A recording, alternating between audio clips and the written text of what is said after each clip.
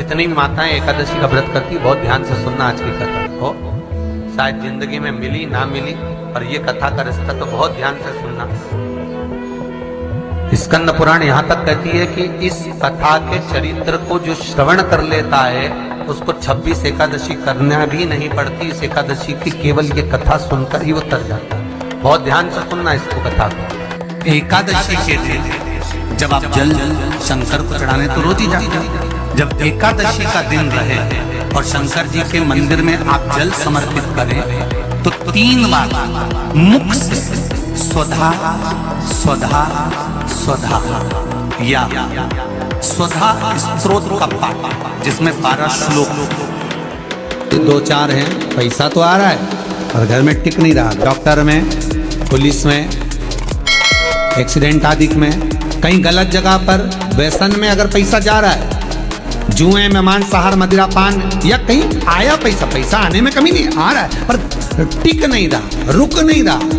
कोई मांगने आ गया, दे दिया, फिर वहां से अपने पास नहीं आ रहा, अपन कह रहे हैं भैया हमारा पैसा लौटा दो, नहीं आ रहा। तो महाराज शिव महापुराण की कथा कहती है एकादशी के दिन गंगा के जल में मात्र 7 बेलपत्री डालकर जो नंदीश्वर भगवान अर्थात जो शंकर जी के शिवलिंग के सामने नंदी होता है, उस नंदी के चरण पर गंगा का जल चढ़ाकर बेलपत्री शिव पर समर्पित कर देता है, उसके घर में रुपया रुकना चालू हो जाता है। फिर वो गलत जगह पर नहीं जाता, गलत स्थान पर वो धन जाएगा ही नहीं।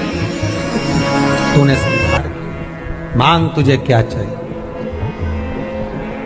एकादशी ने भगवान विष्णु से कहा, नाथ प्रभु वर दे दो, मृत्यु लोक में जो मनुष्य मेरा व्रत करेगा, चाहे जलचर, थलचर, वायुचर या सांसारिक मनुष्य, मेरा अगर एकादशी का व्रत करेगा प्रभु, उसके यहाँ धन धान्य वैभव सुख संपदा बढ़ेगी और उस जीवात्मा को नरक नहीं भोगना पड़ेगा, सीधे वैकुंठ का उसको वास मिलेगा।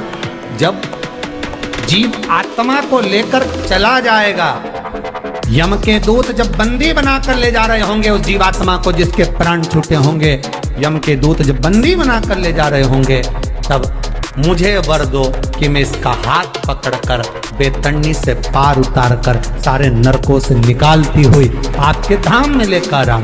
भगवान ने वर दे दिया, तथास्तु। हे एकादशी सुनो, मृत्यु लोक का मनुष्य अन्न का त्याग कर कर, क्योंकि अन्न में एकादशी के दिन पाप पुरुष रहता है, अन्न का त्याग कर कर एकादशी के दिन जो मनुष्य तुम्हारा व्रत धारण करेगा, उस व्रत को करेगा और उस व्रत को धारण करेगा, उसकी मनोकामना पूर्ण होकर वो मेरे ही धाम को जाएगा।